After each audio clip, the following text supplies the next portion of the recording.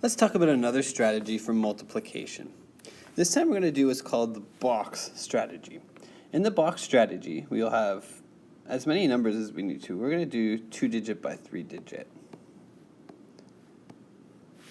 So if I have 123 and 23, and I want to multiply those two together, the box strategy is essentially what you think it might be, is where you create a big box. Now, what I need to do is I need to look at the numbers that I have. So let's look at 23 first. I need to break 23 down into its place value numbers. So I have a 2 and a 3. But what does that 2 represent? A 2 represents a 20. So I'm going to put 20 here, and I'm going to put 3 here, and I'm going to continue on with my lines as well. And then I have here 123. The 1 represents 100,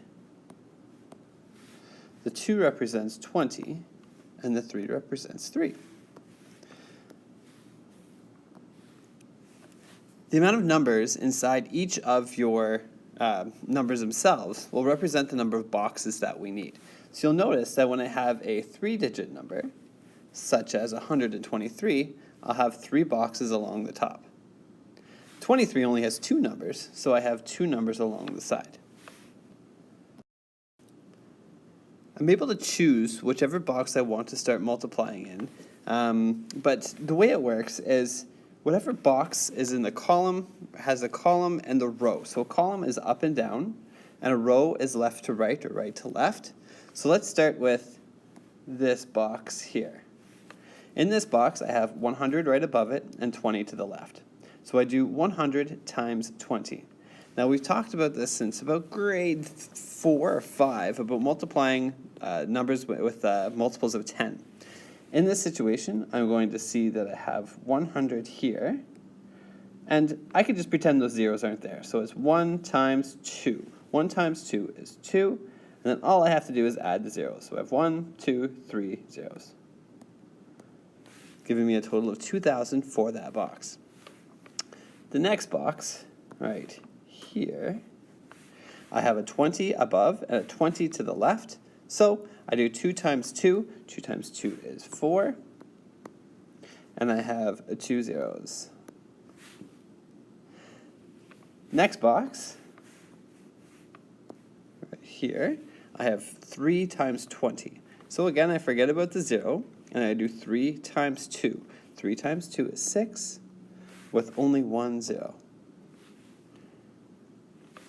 I'm going to move down to this box, and I have a 3 to the left and a 3 above, so 3 times 3 is 9.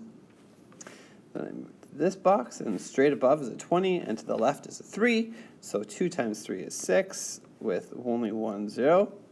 And finally, with this box, I do 3 times 1, which is 3, and I have 2 zeros. Now that I've completed all of the boxes, I can move on to my next step. In my next step, I'm going to take all of the values inside the box and I'm going to add them together. So I'm going to start with my 2,000. Before I put the next number down, I want to remember something that has been important since grade 1, which is place value. We need to make sure all of our numbers go in their proper place value.